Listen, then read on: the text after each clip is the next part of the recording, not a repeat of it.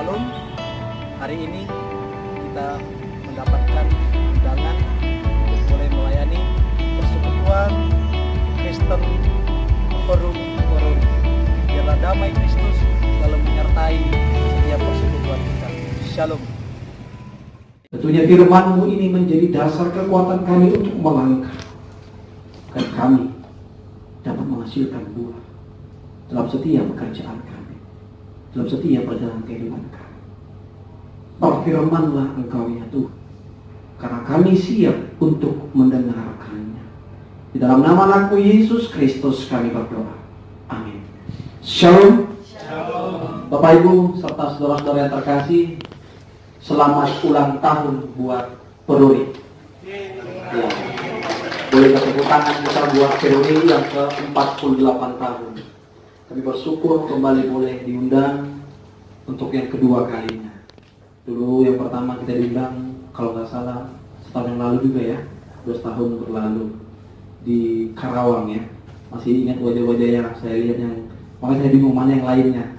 Cuman sedikit yang dari Karawang. Ya. Saya bernama Pendeta Christian Sipahutar, Sarjana Teologia. Saya melayani di HKBP Setia Mekar, Kelas 3. Kita satu gereja dengan Ibu Elti Bosihan.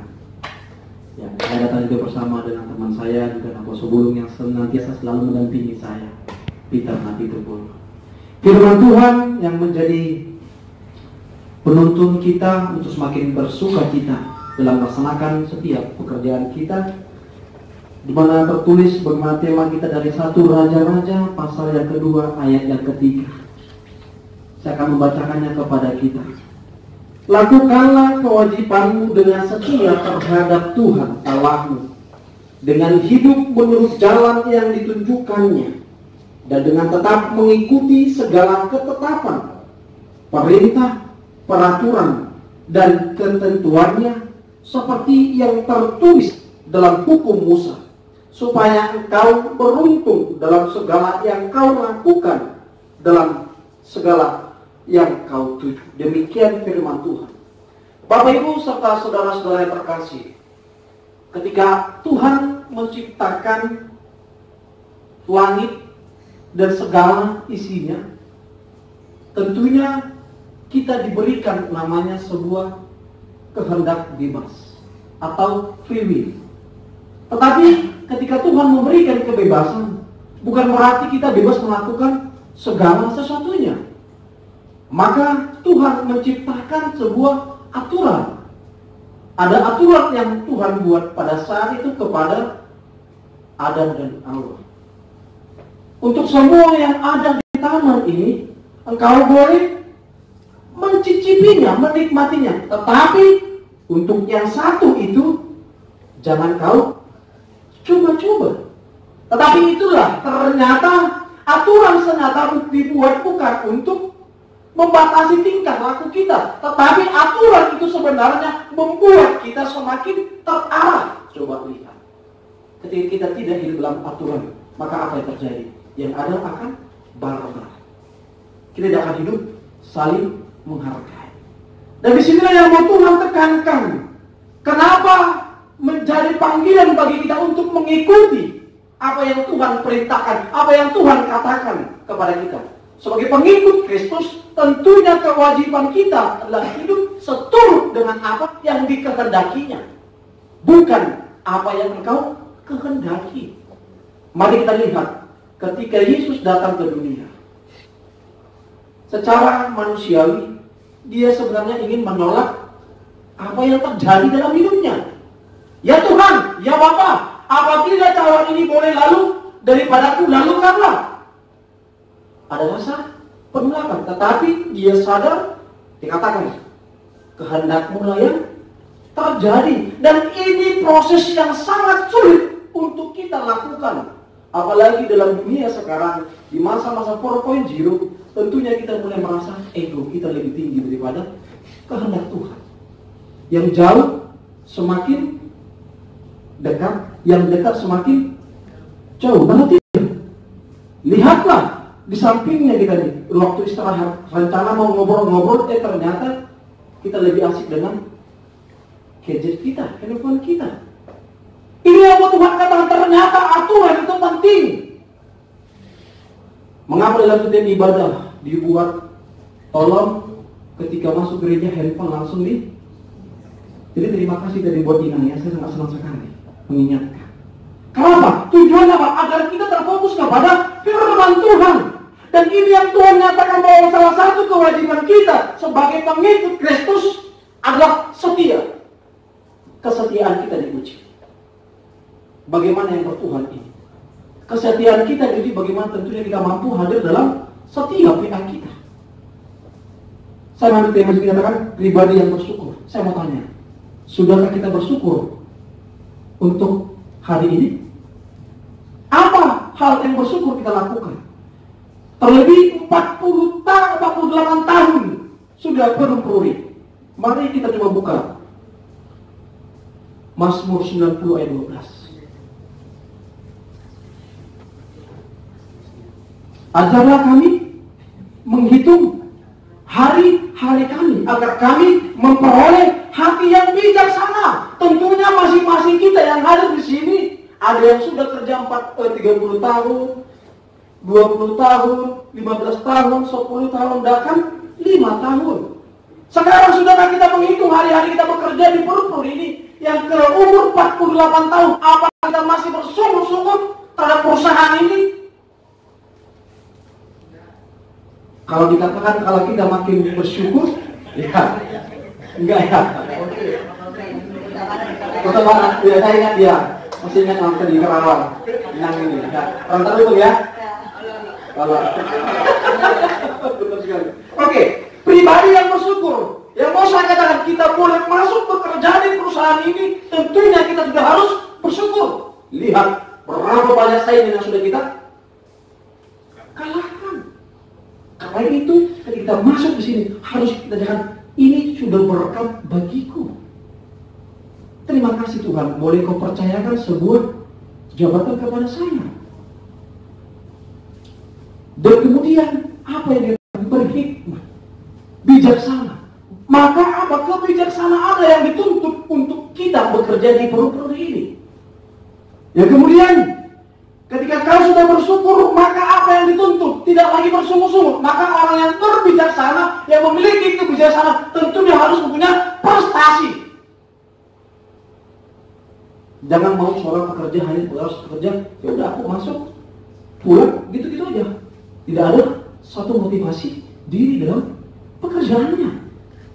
Karena apa? Sesungguhnya ketika kau sudah dipanggil sini, kau diterima di sini, tentunya kau mau menghasilkan buah. Tidak mungkin perusahaan merugi.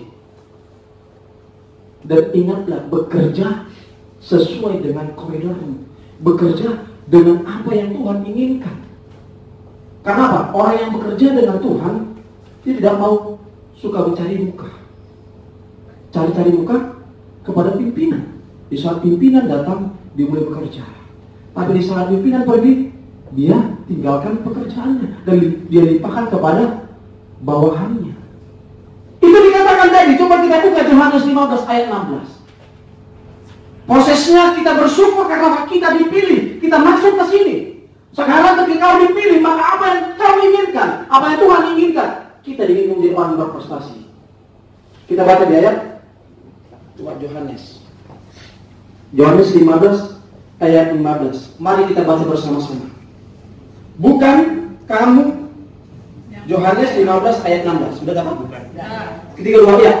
Bukan kamu yang memilih aku, tetapi akulah yang memilih kamu.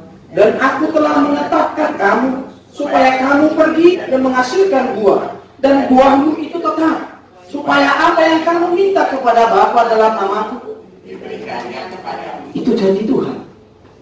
Orang yang bersyukur, dia akan punya suatu spirit untuk berprestasi. Dan ingatlah, Tuhan yang sudah memilih kamu, Tuhan yang sudah menetapkan kita boleh bekerja di tempat ini. Ketika kita sudah dipilih di tempat ini, tentunya Tuhan menginginkan engkau untuk berbuah, bukan untuk menghancurkan perusahaan ini. Maka lihatlah, walaupun kita sedikit, tapi tidak menjadi satu penghalang bagi kita untuk menunjukkan siapa diri kita. UMKM. siapa bagaimana kita. Karena sesungguhnya orang akan menilai kita, menghargai kita dengan apa yang kita lakukan, bukan apa yang kita lakukan terhadap pimpinan kita, menjilat dia, tidak. Dan itu yang mau Tuhan katakan. Aku yang memilih kamu dan aku mengutus kamu supaya kamu berbuah dan berbuah. Maka di 48 tahun Perum Puri ini, kita masing-masing ada yang 25 tahun. Coba mari kita bertanya dalam diri kita, Tuhan, sudah apakah yang kubuat di tengah-tengah perusahaan ini? Dan itulah yang salah satu yang menjadi polemik dalam sebuah komunitas perusahaan. Kita cenderung mencapai sebuah prestasi dengan menjatuhkan kawan kita. Hati-hati. Ketika kita sudah mulai melangkah begitu, menghalalkan segala cara untuk mengejar sebuah jabatan, maka ingatlah, jabatan yang didapatkan dengan menghalalkan segala cara itu akan habis dengan waktunya juga. Dan kau tidak akan dihargai. Lihatlah ketika kau pemimpin, kau tidak akan dihargai. Tapi lihatlah ketika step, bayangkan ketika kau memperoleh sebuah jabatan, anggaplah itu adalah sebuah anugerah, hadiah yang Tuhan berikan dasar dari kerjamu itu. Dan itu yang menjadi polemik bagi kita saat ini. Dalam sebuah pekerjaan seakan-akan kita seperti seorang mengikuti lomba lari. Siapa cepat, siapa dapat. Sesungguhnya kita ini adalah tim. Ketika satu tim mampu saling menjaga, apalagi regenerasi, yang paling parahnya dalam dunia kita juga, dalam pekerjaan, tidak ada proses regenerasi. Putus. Regenerasi itu apa? Bisa seseorang hidupnya naik, mampukah pimpinan ini menggenerasikan yang bawahnya, yang kira-kira mampu nanti dia untuk menduduki jabatan itu. Seminggu lalu saya juga khotbah di POM. Saya bangga. Karena salah satu pimpinan mereka tertinggi mereka itu orang Kristen di POM. Dan bendahara umumnya juga termasuk jemaat kita. Inang tahu baru Segia. Saya bangga. Pimpinan. Saya katakan juga sama pimpinan itu. Beranikah Bapak nanti ketika Bapak mau pensiun atau mau berakhir, mampukah kamu menggenerasikannya kepada ini komunitas kita ini? Mampu gak? Saya katakan begitu. Dia. Saya akan usahakan Bapak Pendeta. Dan itu yang tidak ada. Karena apa? Kita merasa bahwa apa yang kita capai itu hanya karena kekuatan kita sendiri, sehingga kita lupa bahwa sesungguhnya kita adalah tim. Kita dipilih Tuhan. Buat apa kita buat persekutuan kalau kita sendiri tidak mau saling menghargai satu dengan yang lainnya? Keegoisan muncul. Ibadah ini bukan ibadah rutinitas. Maka saya katakan tadi, sesungguhnya banyak sekarang ibadah-ibadah itu cenderung yang dihadiri adalah orang-orang yang rindu akan Tuhan. Dan saya yakin ini kita adalah orang-orang yang dipilih Tuhan, yang setia. Kenapa saya katakan? Kadang ibadah yang kita buat di hari Jumat seakan-akan seperti, saya bandingkan seperti sebuah restoran. Lihatlah, ketika kau mengunjungi sebuah restoran, di saat kau suka restoran itu, maka kau akan datang Nabi. Lihatlah orang yang beribadah juga. Ketika di saat seksi kerohanian menciptakan tata ibadah begini atau ibadah kita begini, ketika dia suka, dia akan datang. Kalau dia tidak suka, dia tidak akan pilih. Saya tanya, berapa jumlah kita di sini? Ada berapa banyak jumlah kita? 78. Dan 78 dari antara 78 ini yang hadir. Ini yang hadir. Berarti seakan-akan ibadah cuma ini hanya sebatas rutinitas, bukan kerinduan. Tapi saya menganggap kita yang datang dari sini, bahkan jauh dari Karawang, bahwa ibadah ini adalah kerinduan kita untuk bersyukur. Tepuk tangan buat dari Karawang. Oleh karena itu, Bapak Ibu saudara-saudara yang terkasih, yang kemudian yang terakhir dikatakan tadi apa? Berbagi. Ini yang paling susah. Berbagi untuk maju. Itu dia. Kita buka Galatia 6 ayat 2. Ya, mungkin salah satu dari antara kita boleh bisa membacakannya. Paling dalam Galatia 6 ayat 2. Baru kita sadari bahwa kita ini, komunitas Kristen ini adalah satu tim, bukan lawan. Galatia 6 ayat 2. Tolong-tolonglah menanggung bebanmu. Demikianlah kamu memenuhi hukum Kristus. Hukum siapa? Hukum Kristus. Hukum Kristus. Kita masuk ke sini, kita dipilih, kita bersyukur. Kita bersyukur, maka hidup kita selalu menghasilkan buah. Kau dipilih, dan ketika kau sudah dipilih, kau juga diutus untuk bertolong. Tolonglah. Ini hebatnya ayat. Saya suka tadi, ketika dikasih sama saya ayatnya, saya langsung melihat, oh ini bagus ayat. Apalagi di HUT ke 48 tahun. 48 tahun tentu sudah banyak kita. Kadang kita pelit dengan namanya ilmu kan. Nanti kita boleh koreksi sendiri.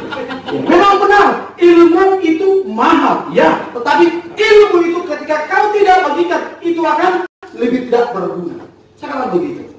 Saya selalu coba, sama juga dari generasi. Sebelum saya pindah ke Bekasi, saya dulu bertugas di Aceh. Di Aceh, saya di Aceh 2,5 tahun. Ketika saya di Aceh, saya adalah pelayan pertama di sana. Ketika saya bertugas di sana, ada yang mau masuk menggantikan saya. Saya tidak langsung mau pergi.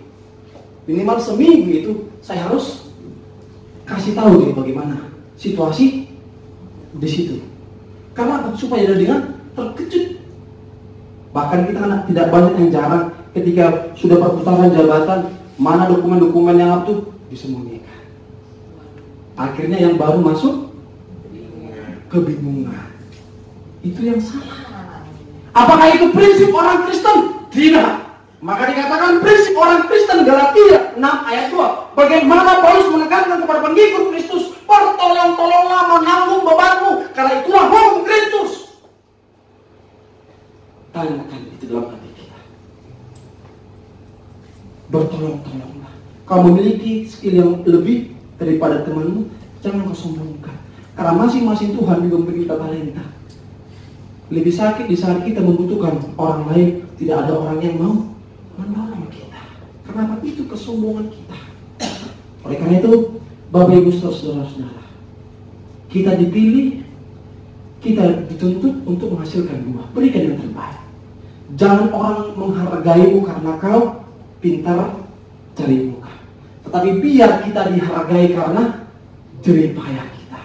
Biar kita dihargai karena prestasi yang kita buat. Masing-masing kita tentu kan ada mungkin sini program dari Prodi, karyawan yang berprestasi ada ya. Saya rasa ada ya. Yang terrajin, yang terbagus, atau yang cepat mengerjakan sesuatunya pasti ada awardnya kan. Tentunya ada. The best ya. The best ada poinnya. Itu yang kita tuntut. Itu yang kita kejar.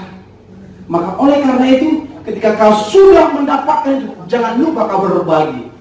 Karena apa? Hidup di sini sangat sulit itu berbagi-bagi. Karena apa? Kita selalu, apalagi dalam kehidupan, selalu berkali-kali. Kalau dikalikan sini sudah berapa nanti? Dikali ini berapa nanti? Padahal Tuhan tidak pernah mau berkali-kali. Dia hanya berbagi-bagi. Dia memang hukum bagi-bagi. Kenapa? Karena lihat ya, dia bagi oksigen untuk di sini negara ini, dia bagi oksigen di sini, dia bagi ini berkat ke sini, dia bagi berkat ke sini. Jadi masing-masing kita sudah Tuhan tentukan berkat yang kita terima. Oleh karena itu Bapak Ibu, melalui kebaktian kita ini dalam HUT ke-48 tahun, ajarlah kami menghitung hari-hari kami. Saya boleh bertanya, siapa sih yang termuda? Saya kamu. Yang termuda masuknya, gitu loh. Yang termuda masuknya. Oh ini nih Pak. Ini. Mungkin Bapak Ibu saya dengar ya. Iya. Saya bilang Bapak Ibu orang yang disebut. Saya bangga dengan tadi Bapak ini kira sudah senior, puji Tuhan.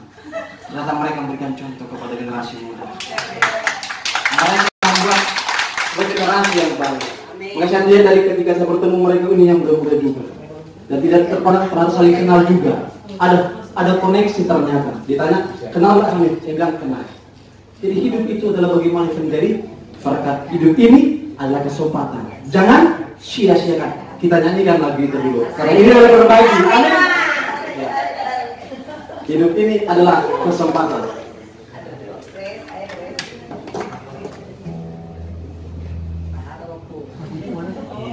Hidup ini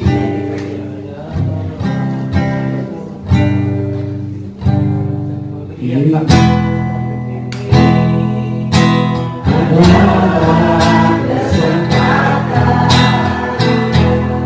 Hidup ini untuk melayani Tuhan, jangan sia-siakan waktu yang Tuhan beri.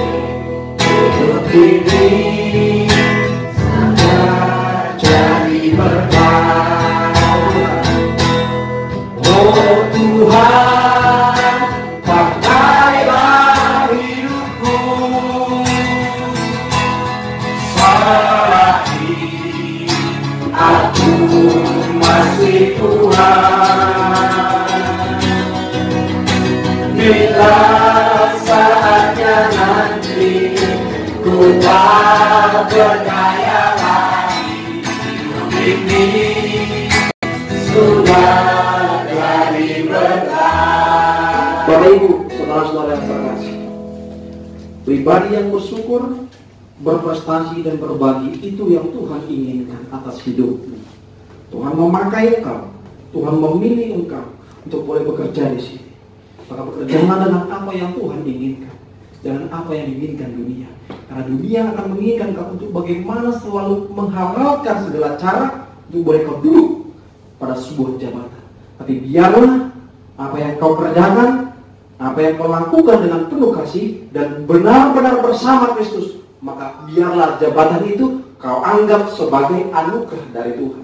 Dan anugerah yang Tuhan bagikan kepadamu, jangan pernah kau pelit dan jangan pernah kau tidak mau berbagi. Karena itulah Tuhan, bertolong-tolonglah menanggung bebanmu. Karena itulah hukum Kristus, hukum yang kita pegang. Kasihilah sesamamu dan kasihilah Tuhan Allah, Tuhan beserta kita. Amin. Kita berdoa. Bapa kami yang di sorga, kami bersyukur Tuhan buat kebenaran firman yang sudah kami dengarkan dalam ibadah kami bersama komunitas Kristen Perumpuran ini. Kami boleh bersyukur di usia Perumpuran di tanggal 15 September yang lalu 48 tahun. Ini juga Tuhan menjadi suatu perjalanan yang panjang. Tentu sudah sangat banyak cerita, kisah yang sudah diberikan instansi ini untuk negara kami. Biarlah Tuhan dalam setiap orang yang mengambil bagian di kau pakai, boleh kau kuatkan dan biarkan Tuhan setiap orang yang bekerja di sini boleh menghasilkan buah yang terbaik. Dan biarlah Tuhan apa yang sudah mereka dapatkan dalam setiap rangkaian prestasi jangan membuat mereka menjadi tinggi hati. Tapi hendaklah Tuhan di dalam satu tim kami boleh menjadi semangat untuk saling bertolong-tolong untuk setiap beban. Dan itulah yang menjadi hukum Engkau. Kami percaya Tuhan dalam komunitas kami ini, kami akan selalu bergandengan tangan. Kami selalu menopang satu sama yang lain. Karena kami selalu ingin saling mengingat satu sama yang lain. Karena kami inilah satu. Kami tidak memandang siapa kami, jabatan kami. Karena kami tahu sebenarnya jabatan itulah anugerah yang dari kita. Dan itu tidak bersifat kekal Tuhan. Dan bila tiba saatnya nanti jabatan juga akan habis Tuhan, akan silih berganti. Oleh karena itu ketika kau mempercayakan sebuah jabatan kepada kami di sini, mampukan kami Tuhan untuk memakainya, untuk semakin merendahkan hati kami, supaya kami tidak mau menyombongkan diri Tuhan. Bahkan kami mampu Tuhan membentuk generasi kami yang berikutnya, sehingga kami boleh semakin saling membutuhkan satu sama yang lainnya. Terima kasih Tuhan bagi setiap para jemaat-Mu yang boleh datang dalam kebaktian kami ini. Kiranya Kau semakin melimpahkan berkat-Mu kepada mereka, berkat yang selalu mereka rindukan dalam setiap perjalanan kehidupan mereka, dalam berkat rumah tangga, dalam setiap keinginan mereka. Kiranya juga Engkau wujud nyatakan atas kehidupan mereka. Berkati pimpinan kami, pimpinan perusahaan ini, instansi ini, boleh Kau pakai dia Tuhan, untuk dengan bijaksana, sebagaimana Salomo boleh memimpin agen. Demikian pimpinan kami di sini. Biarlah kebijaksanaan yang dia pimpin untuk setiap bawahannya. Boleh bawahannya semakin bersukacita untuk melaksanakan setiap kegiatannya. Terima kasih Tuhan. Dalam nama Yesus Kristus kami berdoa dan mengucap syukur. Amin.